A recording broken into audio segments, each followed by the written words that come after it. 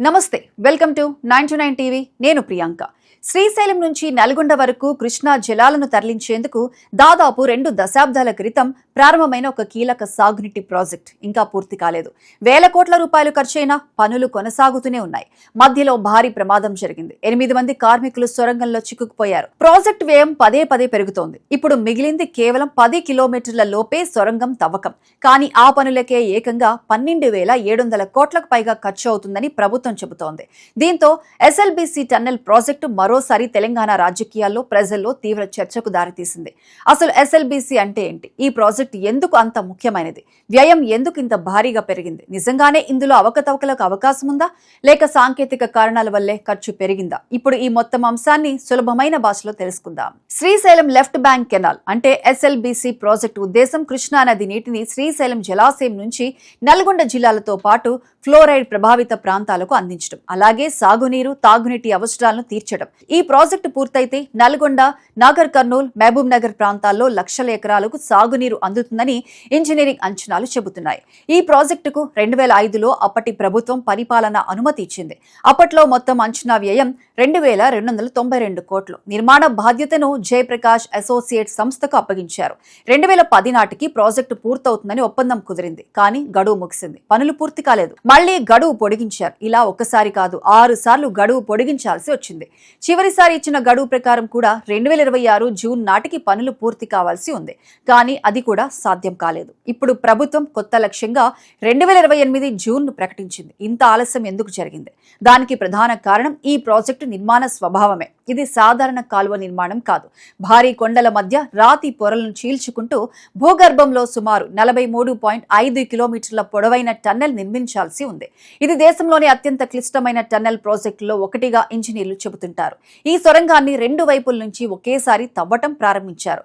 ఒకవైపు నాగర్ కర్నూల్ జిల్లా దోమలపెంట వద్ద ఉన్న శ్రీశైలం ఇన్లెట్, మరోవైపు దేవరకొండ ప్రాంతం దిశగా ఉన్న అవుట్లెట్.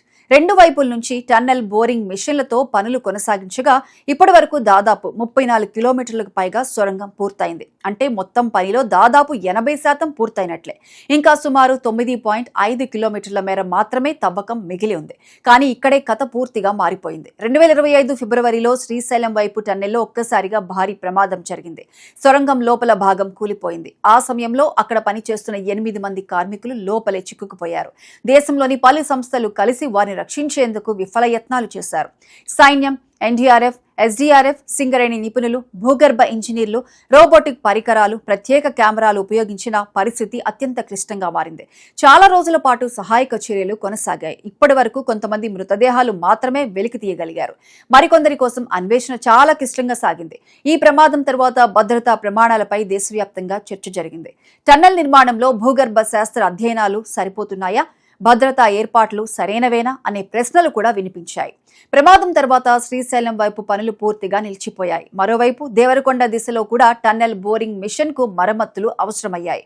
దీంతో యంత్రాలతో తవ్వటం సాధ్యం కాదని అధికారులు భావించారు. అప్పుడు కొత్త నిర్ణయం తీసుకున్నారు. ఇకపై టన్నెల్ బోరింగ్ మెషిన్ కాకుండా డ్రిల్లింగ్ అండ్ బ్లాస్టింగ్ పద్ధతిలో మిగిలిన పనులు పూర్తి చేయాలని నిర్ణయించారు.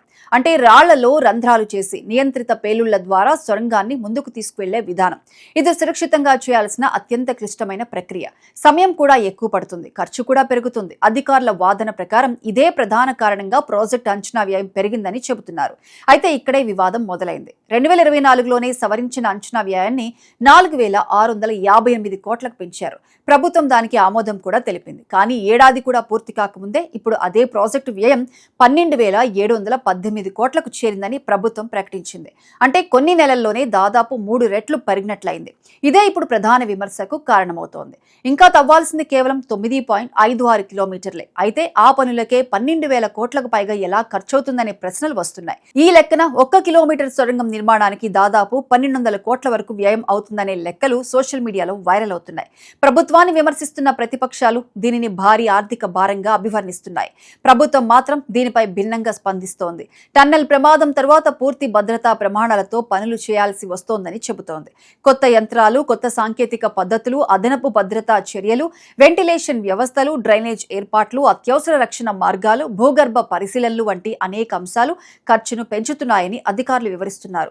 టన్నెల్ నిర్మాణం అనేది సాధారణ రోడ్డు నిర్మాణం కాదని, ప్రతి మీటర్ ముందుకు వెళ్లే ముందు రాతి నాణ్యతను పరీక్షించాల్సి ఉంటుందని నిపుణులు చెబుతున్నారు. ఎక్కడ బలహీన రాయి ఎదురైతే అక్కడ అదనపు కాంక్రీట్ లైనింగ్ వేయాలి. ఎక్కడ నీటి ప్రవాహం వస్తే డ్రైనేజ్ వ్యవస్థ ఏర్పాటు చేయాలి.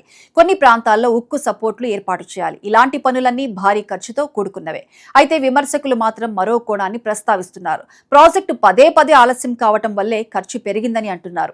సిమెంట్, స్టీల్, డీజిల్, యంత్రాల అద్దె, కార్మికుల వేతనాలు, వడ్డీ భారం, ఒప్పంద సవరణలు, ద్రవ్యోల్బణం వంటి అంశాల ప్రభావం కూడా ఖర్చుపై పడిందని చెబుతున్నారు. అంతేకాదు, ఒకసారి పనులు ఆగిపోయి మళ్లీ ప్రారంభమైతే యంత్రాలను తిరిగి సిద్ధం చేయడానికి కూడా భారీ వ్యయం అవుతుంది. ఇలాంటి అంశాలన్నీ కలిపి అంచనా వ్యయం పెరిగే అవకాశం ఉంటుందని ఇంజనీరింగ్ నిపుణులు చెబుతున్నారు. ఇక మరోవైపు ప్రభుత్వం ప్రాజెక్టు పూర్తికి స్పష్టమైన గడువును ప్రకటించింది.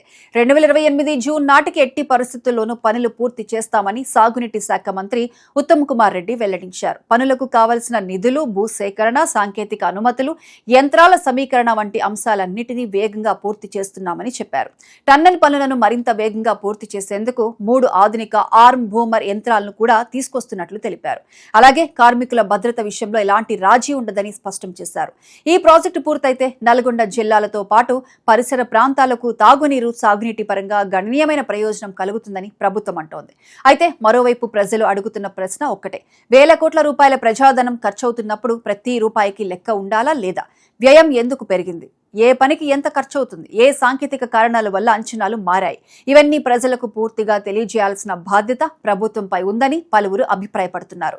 పెద్ద ప్రాజెక్టులో వ్యయం పెరగటం కొత్త విషయం కాదు. కానీ పెరిగిన ప్రతి రూపాయికి సాంకేతిక, ఆర్థిక, పరిపాలన ఆధారాలు స్పష్టంగా ఉండాలి. అప్పుడు మాత్రమే ప్రజల్లో అనుమానాలు తగ్గుతాయి. ఎస్ఎల్బీసీ టన్నెల్ ఇప్పుడు తెలంగాణలో అత్యంత కీలకమైన సాగునీటి ప్రాజెక్టులో ఒకటి.